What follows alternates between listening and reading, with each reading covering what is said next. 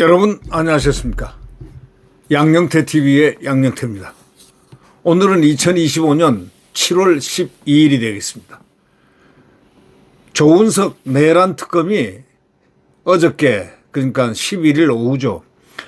윤석열 대통령의 구속 첫 소환 조사를 시도했지만 불발됐습니다. 윤 전 대통령이 건강상 이유를 들어 불출석 사유서를 제출하고 소환에 불응했기 때문입니다. 이 특검팀은 윤 대통령의 건강에 문제가 없다. 14일 출석하라고 거듭 통보를 또 했습니다.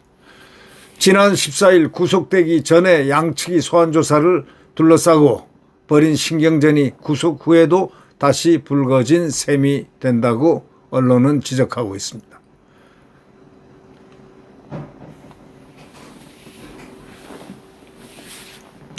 지금 구치소 환경도 국민들은 대단히 지금 불만입니다. 왜 3평에서 2평으로 줄였느냐? 그건 이유가 안 된다 이거예요. 이유가 안 된다 이거예요. 왜 2평으로 줄였느냐?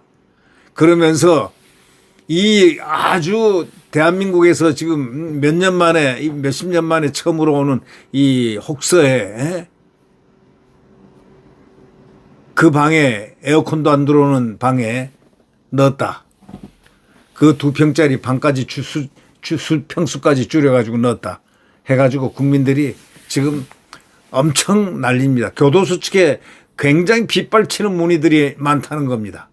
거기다가 뭐 에어컨을 놓으라든가 또는 너무 한다든가 뭐 등등 뭐 여러 가지 이야기들이 지금 국민들이 지금 말들이 의견들이 굉장히 많다는 바로 그런 이야기가 지금 언론에 나오고 있죠. 네. 내란 특검 관계자는 구치소에 윤 대통령의 건강 상태를 확인한 결과 소환 조사에 응하지 못할 정도 건강상 문제는 없다. 그런 취지와 회신을 받았다면서 윤 대통령 측에 14일 오후 2시 출석을 다시 요청했다. 이렇게 밝혔습니다. 특검팀은 이날 오후 2시 윤 대통령 구속 후 첫 소환 조사를 할 예정이었는데 윤 대통령 측은 오전 11시 20분쯤 불출석 사유서를 제출하고 소환에 불응했습니다. 사유서에는 건강상의 이유라고만 적혀 있었다고 합니다. 이에 특검 측은 서울구치소에 윤 대통령의 건강검진 자료와 건강상태 확인을 요청하는 공문을 발송했고 구치소 측에서는 건강상 문제점이 객관적인 자료로 확인된 바 없다는 취지로 회신했다는 것입니다. 특검은 왜 이렇게 서두르는지 모르죠. 그냥 간날 바로 그냥 다음 날 소환을 하질 않나. 이렇게 긴급한 이렇게 이 혹서에 이렇게 막 하는 것을 본 국민들이 어떤 느낌을 받겠습니까?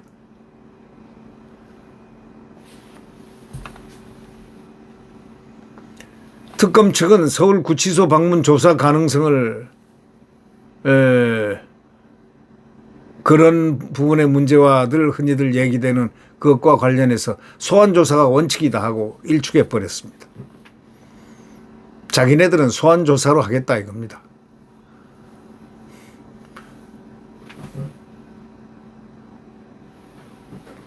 전날 새벽 3시쯤에 구속된 윤 대통령은 오전 10시에 예정돼 있던 그날 오전 새벽 3시쯤 구속돼 가지고 그날 오전 10시에 예정돼 있던 서울중앙지법의 내란 사건 재판에도 건강상 이유를 들어 출석하지 않았다고 이렇게 얘기합니다. 생각해 보세요.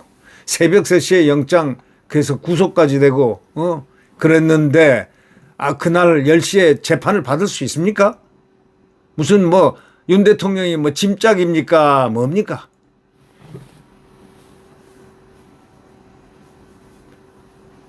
그걸 재판에 응하지 않았다고 또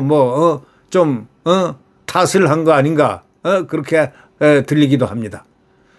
향후 특검에 윤 대통령 대면 조사가 이루어지더라도 조사 범위를 놓고 양측이 다시 충돌할 가능성이 있습니다.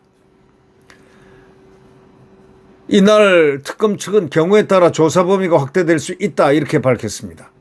지난 6일 법원에 윤 대통령에 대한 구속영장을 청구하면서 적용한 직권남용이라든가 허위 공문서 작성, 또 특수공무집행방해 등 혐의 외에 또 다른 관련 협의를 갖다가 집어내겠다 이런 얘기입니다. 또 수사에 이어질 수 있다 이런 뜻입니다. 윤 대통령은 작년 10월에 북한에 무인기 침투를 시켜 도발을 유도함으로써 비상계엄 상황을 조성하려 했다는 그런 혐의를 또 씌우고 있습니다. 특검 관계자는 구속영장의 범죄 사실이 다른 범죄의 구성으로 이어졌다면 외환 유치죄 등 다른 혐의의 조사가 가능하다 이렇게 말하고 있습니다. 강경합니다. 특검은. 그러나 윤 대통령 측은 영장에 적시된 범죄 혐의에 대해서만 조사하는 게 원칙 아니냐라는 입장입니다.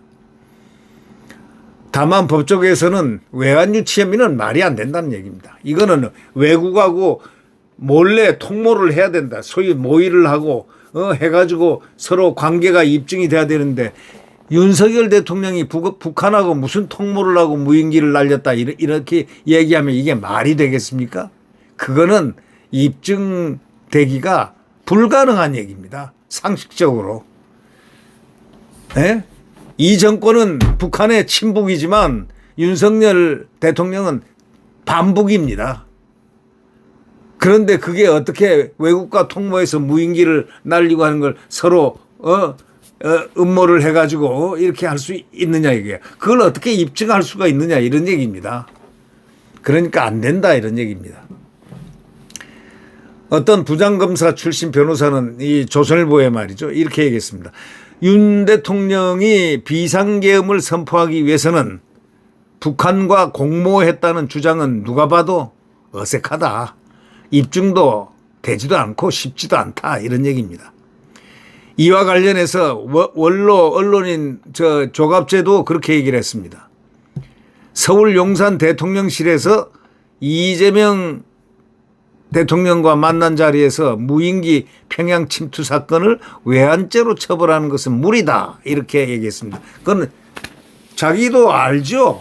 예, 이 조갑재도 지금은 이 좌파들하고 친하지만은 그때는 우파였거든요. 우파일 때 우파 운동을 거의 선봉에서 하다시피 한 사람입니다. 그렇기 때문에 이 적국에 대해서 북한에 대해서 누구보다도 더 잘합니다. 아니 갔다 온 이 이재명은 북한까지 갔다 왔으니까 더 잘 알겠지만 이재명만큼은 조갑재 씨도 잘 안다 이런 얘기입니다. 그러면 그분이 뭐라고 했느냐.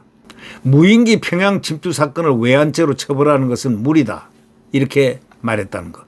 그건 한마디로 안 된다 이런 얘기입니다. 이에 이재명은 수사와 관련된 판단은 특검 몫이다. 이렇게 말하면서도 법 적용 문제와 관련해서는 조 씨 생각에 공감을 나타냈다고 언론은 전하고 있습니다. 공감을 나타냈다는 건 사실이죠. 그건 삼척동자한테 물어보십시오. 아니 법에 적과 통모를 해야 된다고 돼 있는데 적하고 이 북한하고 통모가 안 돼 있다 이거야. 음모를 같이 해야 된다 이거야. 둘이서 모의를 해야 되는데 언제 김정은이하고 윤석열 대통령이 모의를 하겠습니까? 말도 안 되는 소리죠. 두 번째, 북한이 헌법상으로 지금 적국으로 돼 있습니다. 나라가 아닙니다. 국가가 아닙니다. 대한민국은 한반도와 그 부속도서로서 한다. 그거 알지 않습니까? 한반도 지금 국가는 대한민국밖에 없습니다. 헌법을 고치기 전에는 안 된다 이런 얘기. 그러니까 두 가지 측면에서 어떠한 경우에도 외환죄는 불성립이다. 이걸 자꾸 올가 넣으려고 하면은 올가 넣으면 넣을수록 국민들은 분노할 것이다. 그렇죠. 상식적으로 생각하죠. 국민들은 상식으로 생각하죠. 아니 윤석열 대통령이 친북주의자가 아니고 친미주의자 아닙니까? 대한민국 국민들은 친미일 수밖에 없는 게 혈맹주의자 아닙니까? 혈맹 아닙니까? 한미 동맹이고 한미 혈맹이다 이거야. 그런데 북한하고 이렇게 소위 가깝게 지나고 하는 사람들은 아주 특별히 몇 명들이 있어요. 좌파들. 이 윤석열 대통령은 우파 아닙니까?